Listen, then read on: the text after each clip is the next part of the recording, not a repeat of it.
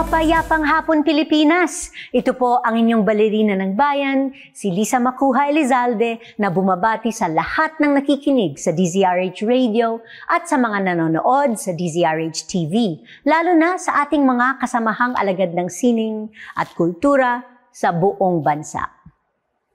In a time when truth is often contested and histories are rewritten, literature remains one of the most powerful ways to remember, to resist, and to reclaim our collective memories. Sa bawat kwento, tula, at sanaysay na ipapahayag, hindi lang ang personal na karanasan, kundi pati na rin ang kolektibong pakikibaka ng isang bayan.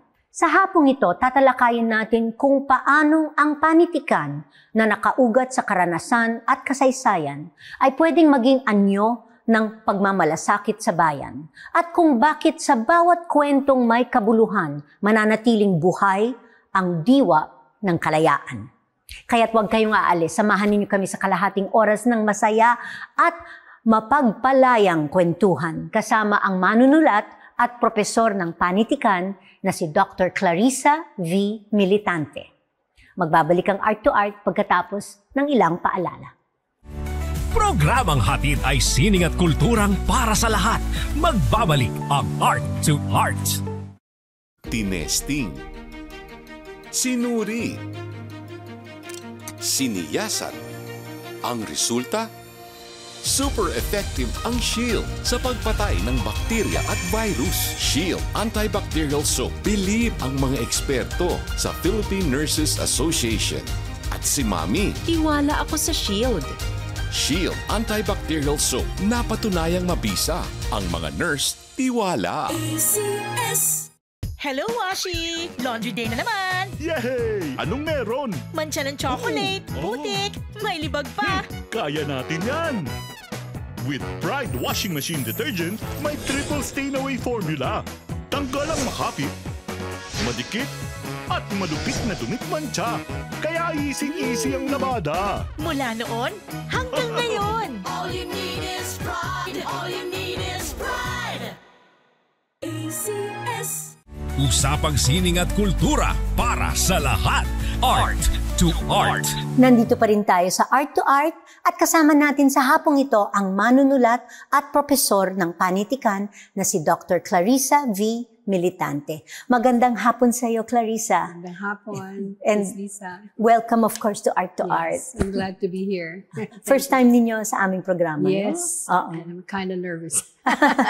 Relax lang. It's really just a conversation. So, Clarissa, balikan muna natin ang simula. So, when did you first realize na ang pagsusulat ang magiging landas mo? And was there a defining moment in your youth or early adulthood that sparked that deep need to tell stories? Yeah.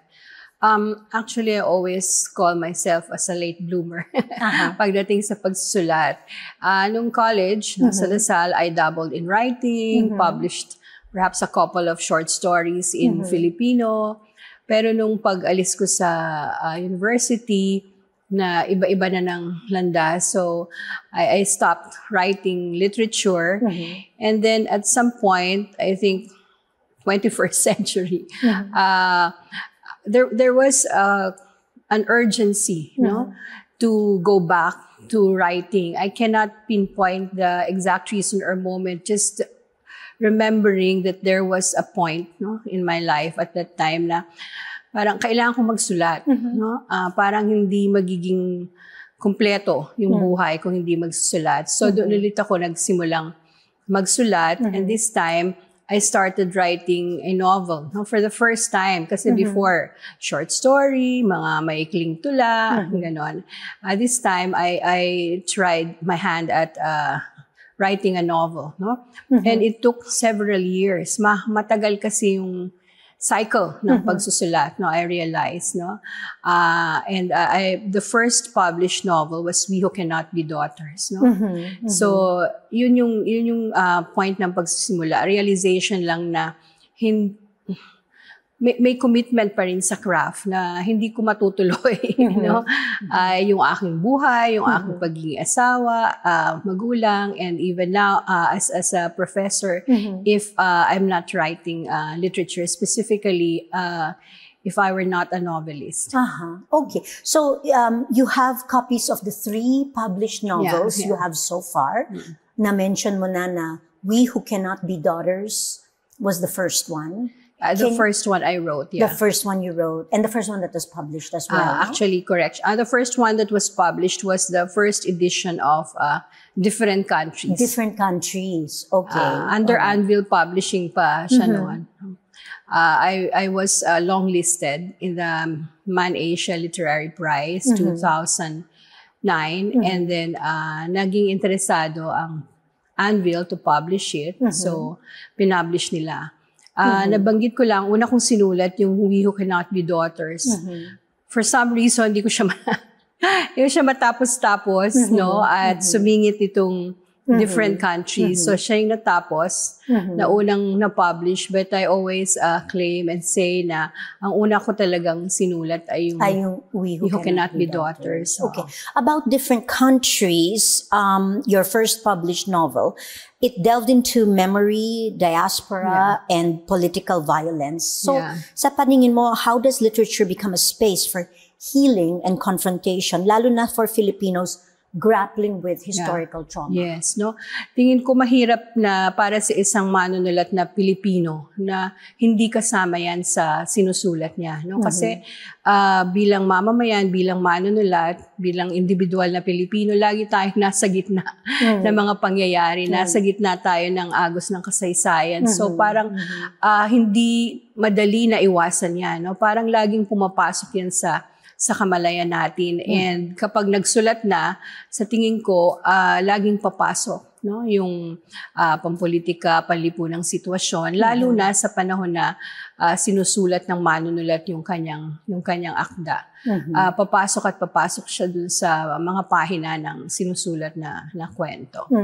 Okay, all right. So, earlier on, you worked as a journalist and had received recognition for your investigative work. Maari mo bang ikwento sa amin ang isang istorya o karanasan na talagang tumatak sa iyo at paano ito nakakaapekto sa iyo ngayon as an author and a teacher? Yes. Malaki ang naging impluwensya at epekto na nauna akong maging journalist, no? Diyan ako na-expose sa maraming iba't ibang grupo ng tao, no? Lalo na pag na-assign ako, hindi lang sa government, no? Meron din akong encounter with power dahil ang pinakauna kong assignment actually sa Malacanang. Time ni President Cory Aquino, no? Talagang bagong-bago ako noon na journalist. And then yun nga, kapag nag-interview ng mga magsasaka, ng mga manggagawa, ano, at iba't ibang social groups, na namumulat ako, no? Namulat ako noon, nakilala ko kung ano yung mga kinakaharap nila sa buhay. So lahat ng mga karanasan ko noon sa pagiging journalist, I think yun ang malaki, no? Sa tumiim, no, dun sa aking kamalayan. At yun yung pumasok, no, na sa mga characters, especially dun sa different countries. Kaya meron ako dyan na magsasaka. Meron ako ng mga bata na traffic. No?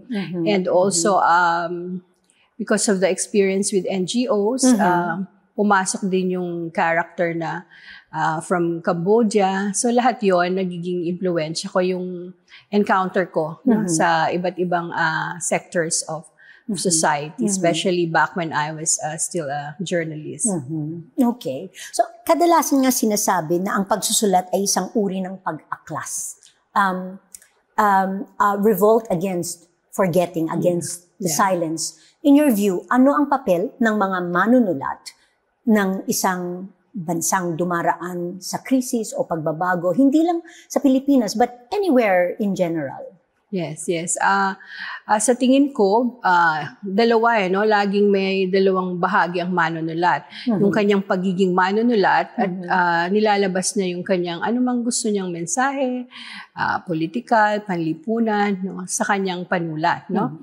At the same time, hindi lang lahat doon mailalabas, no? We're also citizens, no? So that may mga bagay na kailangan manindigan sa labas ng panulat, no? At malakas yan, no? Sa konsensya sa tingin ko ng mga manunulat, no? Just case in point recently, no?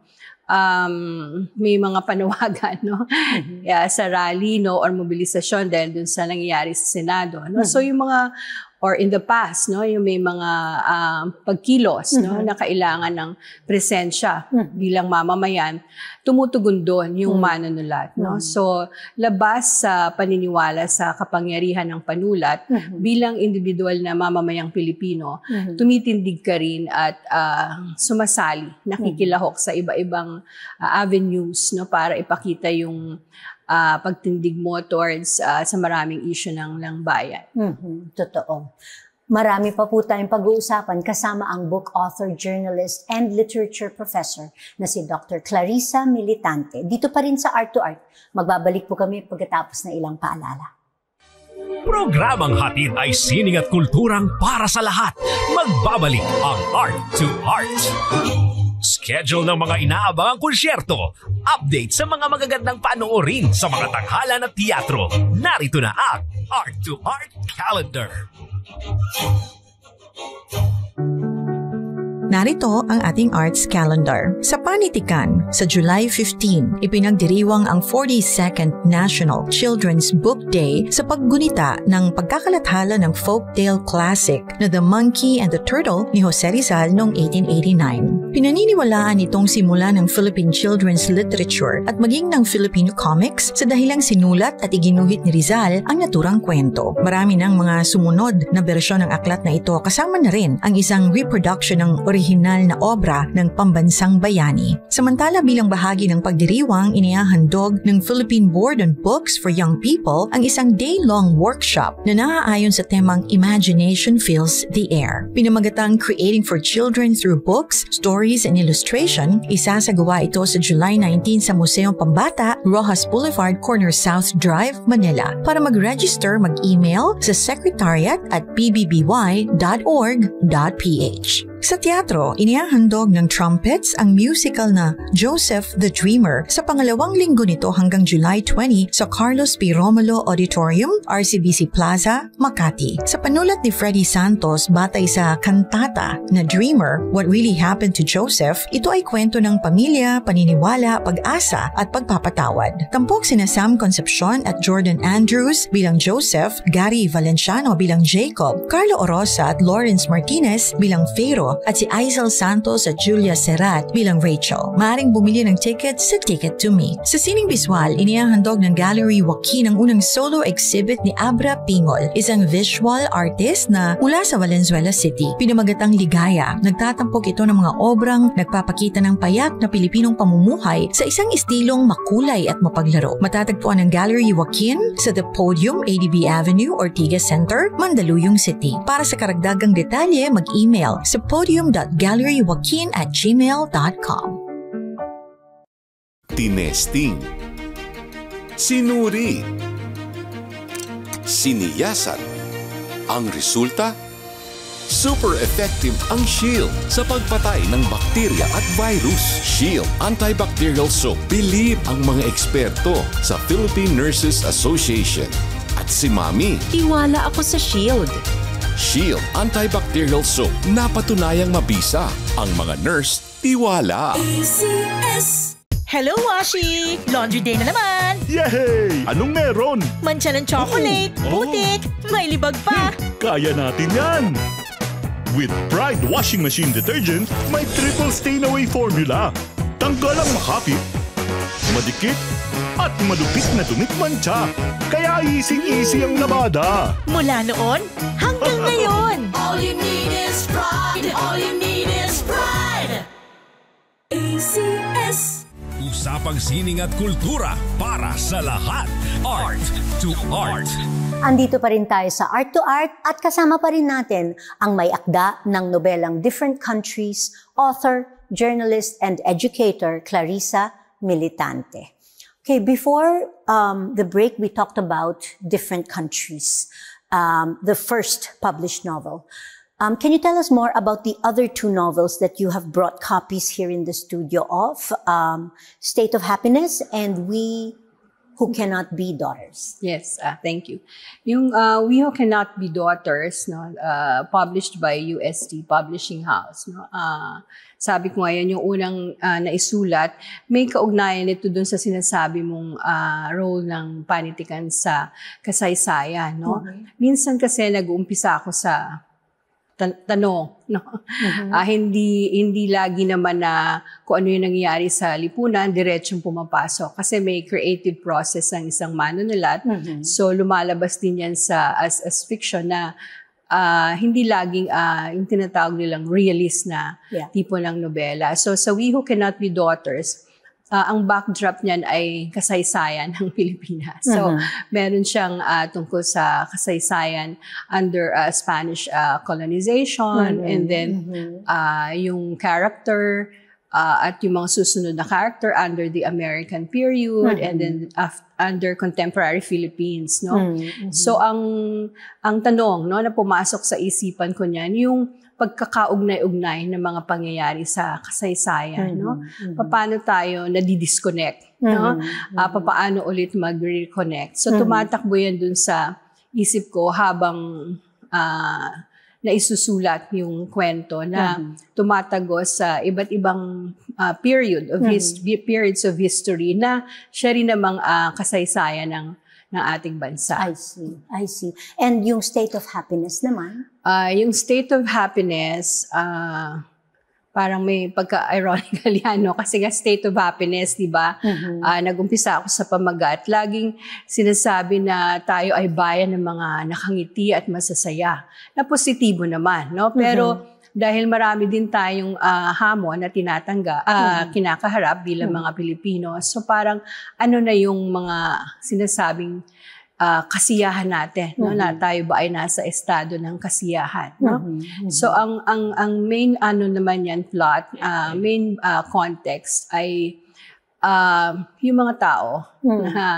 Siguro sabihin ko na ang parang pinaka-context niyan ay yung Duterte government, no? So dito maraming mga tao na tinitignan sila bilang mga baliw, no? So bilang mga taong may kabaliwan, no? Sila ba'y dapat parusahan, patayin, i-rehabilitate? So may ganyan sa kwento na yan. Meron ding konti about the environment, no? Dun sa ating climate crisis na kinakaharap. So magkakahalo din dyan yung sa plot, no? Okay. Well, over the years, naging involved ka rin sa mga iba't ibang NGOs that dealt with different issues, from child trafficking to ancestral land rights. So, based sa iyong karanasan, how do you balance activism on the ground with the kind of introspection and imagination required by writing fiction naman? Totoo yan. Minsan malaking dilema yan, no? Parang natatanong mo sa sarili mo, may pupuntahan ba talaga yung sinusulat ko, no? Kailangan kong mag-withdraw, no? And sabi mo nga tama yan, introspection, no? And yet may panawagan, no? Kailan ka kikilos at lalabas. Pero yung urgency na magsulat, na nararamdaman mo, no? So ako ginagawa ko yung desisyon na yan, no? Minsan nakaka-guilty, pero may malakas din na tawag bilang manunulat na commitment sa pagsusulat. Lagpasan yung guilt, no? May panahon para sumama sa mga action, no? Labas sa panulat. Pero bilang manunulat, talagang may commitment ka rin sa yung panulat na mahalaga yan Kaya dapat pagtuunan din ng pansin na huwag kang laging mag-guilty or ibaliwala yan, no? Okay. Pakikibaka din naman yung pagsusulat. So, can you cite instances in history kung saan ang panitikan ay naging mitsa ng pagbabago? Dito sa atin, napakarami na tingin ko ng mga naisulat, ngunit kailangan pa, no? Dahil nga sa panahon ng pagkalimot, kailangan ng mga panitikan para paalala, no? maraming na-produce na mga nobela, no, at pelikula about martial law, no. So napakalaki ng naging papel niya, lalo na para sa mga kabataan na hindi direkta na nakaranas ng mga naranasan ng panahon ng 1970s under martial law. So paano sila connect or reconnect, no, aside from history books na minsan parang wala silang ganang basahin, no. So through literature, through films, no. Yes, kahit naman nung panahon ng kolonisasyon, no, yung mga tinatawag nilang drama, no, mga seditious plays nung panahon ng Amerikano, and of course ang ating hero, no, na manunulat din, no, Jose Rizal, yung kanyang No Limitang Here, no, na hanggang ngayon nire-remake, no, ina-adapt as film, no, musical even, no? Musical. Yung Liwanag sa Dilim. Yes, no, patuloy na nasa siya, no, imahinasyon at kamalayan ng mga manunulat dahil sa naging epekto niya, no, sa ating ancestors na nakilaban noon sa colonial government. Totoo. So personally, ano ang mga paborito mong aklat na paulit-ulit mong binabalikan at ano ang nagustuhan mo sa mga ito? Ang una kong minahal na author nung nasa college ako ay mga Russian. No? Talaga? No, si Fyodor Dostoevsky especially, no, paborito ko yan. No? So, pag may pagkakataon nga ngayon, no, pag pinagtuturo ako ng world literature or world masterpieces, kasama yan. No? Of course, yung mga tinatawag nating absurdists, no, sina Franz Kafka, Albert Camus, and then sa kasalukuyan, napakaraming mga Asian writers na mahuhusay, no? Si Han Kang na naging Nobel Prize for Literature from South Korea, no? Sa ating bayan, no, paborito kong basahin at naging mentor ko rin si June Cruz Reyes, no, si Luwalhati Bautista, no, si Top of the Head, parang yan yung pumapasok. Okay. If you could recommend one book sa mga kabataan na nakikinig sa atin ngayon, what would that be? To read. Ang dami. Sige, 3. Ang hirap, no? Pag professor, kasi basahin niyo yan lahat. Dito siguro, sa ating bansa, mas partial ako, no, sa mga kababaihang manunulat, no. Mahusay si Luna Sikat, no. Sa mga mas bata pa din na manunulat, si Genevieve Asenjo, mga nobelista yung pinipili ko, no. Partial din ako dun sa genre ng novel. And paborito ko ang South Korean writer na si Han Kang, na recent Nobel Prize winner. Napakahusay din niya at introspective na manunulat. And of course, basahin niyo si Clarissa Militan. Okay. Clarissa, now that you're teaching literature to young Filipinos, ano sa tingin mo ang hamon at halaga ng pagtuturo ng panitikan sa panahon ngayon when you have to deal with digital distractions and short attention spans? Yes, no. Ang unang-unang tinatanong namin sa gustong mag-major sa literature, magbabasa ba talaga kayo, no? Kasi challenge talaga yun magpabasa, no? Lalo na ako hirap na mag-require na magbasa ng nobela. Siguro sa isang term, no, kasi trimester ang Lasal, isa lang na libro ang pwede kong ipabasa, no? Iba may ikling akda na. So siguro yun yung encourage sila na magbasa, no? Maraming paraan na ma-engganyo silang magbasa, no? In the class, with their groups, no? So talagang kailangan maging creative para sila ma-encourage, no? Pagdating naman sa AI, challenge din, no? I-off mo ng Wi-Fi. Yes, no? Ang sinasabi namin, sinasabi ko, di ba bilang manunulat, yan yung final, last frontier that you have to protect your language, di ba? So, magsusulat ka ba ng tula, ng nobela, ng kwento na hindi galing sa sarili mo, no? So, dapat meron kang parang decency and dignity, no? Kasi bilang manunulat, manlilika, dapat galing sa yung mga salitang lumalabas dyan, no? Kung hindi, di huwag ka nalang maging literary creative writer. Kasi ang una-unang mong pinagtatanggol din kapag ikaw ay manunulat ay ang wika ang wika. Actually, hindi kayo ang first na nagsabi na kung gusto ninyong maging manunulat, magbasa muna. Yes. Magbasa.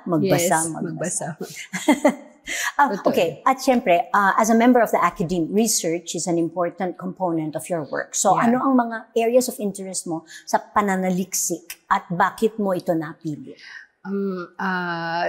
Dahil nobela nga ang sinusulat ko, I also go beyond yung just writing a novel, no? So pinag-aaralan ko rin yung anyo, yung tinatawag nila na genre, no?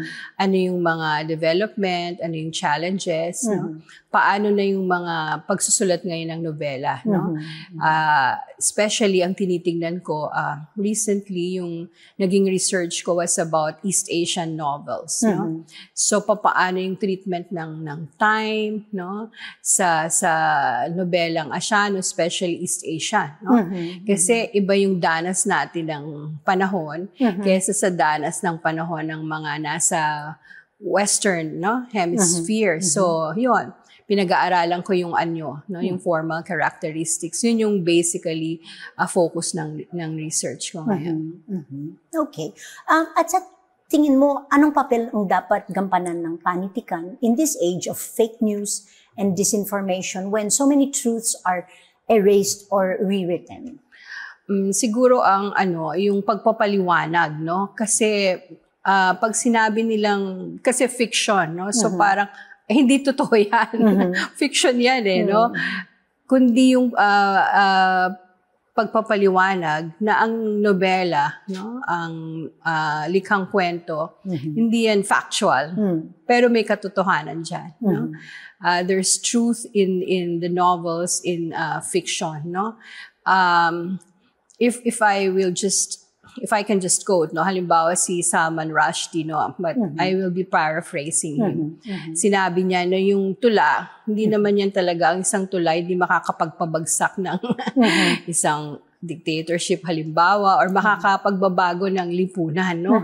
Pero kaya niyang i-challenge, no, ang kapangyarihan, kaya niyang i-interrogate ang kapangyarihan, kaya niyang tumulong sa paglalabas ng katotohanan. So siguro, ganun ko rin gustong ipaliwanag no, kung ano yung kahalagahan ng panitikan. At sa dulo ng lahat ng ito, bilang manunulat, guro, aktivista at mamamahayag, what kind of future do you imagine for Philippine literature and what dreams do you still hold close for our country? Actually, very hopeful naman. No? Kahit na minsan parang bilang professor, papagod ka itong mga estudyante. No? May mga katawagan tayo, the Gen Zs, ganyan. But you know, marami pa rin. No? May, talagang naniniwala pa rin ako na yung pag-asa sa kabataan. No? Kasi they also show up. No? They are present. No? At marami no, sa mga estudyante, kahit na yung kailangan mo laging papaalalahanan, kailangan mo laging gabayan, may commitment sila no, sa panitikan. Sa aming ngayon, mga majors, ang daming gustong magsulat sa undergrad lang ng novela, ng short stories, no? Kasi nakikita nila na hindi lang yan for self-expression, pero merong papel, no? Yung malikaing pagsulat sa buhay nila at sa lipunan. Okay. Maraming salamat sa pagdalaw mo sa amin sa hapong ito, Clarissa. Bago tayo magpaalam, can you tell us where your books are available at saan pwedeng makabili ng mga ito? Yes. Alam ko in different countries sa Grana, nasa Shopee and Lazada sila. State of Happiness, sa UP Press kasi yan. So they can also order online sa UP and sa mga bookstores ng UP. Yung We Who Cannot Be Daughters, I'm not sure if it's still in print. Pero naging available siya sa National Bookstore din. And then sa UST, ST Publishing House sa UST. Are any of your novels available as e-books? Wala pa. Wala pa. Wala pa. Okay. Dadating din yan. Sana. Hanggang sa susunod na linggo, samahan ninyo kami ulit dito sa Art to Art, kung saan ang usapang sining at kultura ay para sa lahat. Ito po ang inyong balerina ng bayan, Lisa Macuja Elizalde, nagpupugay sa Artistang Pilipino.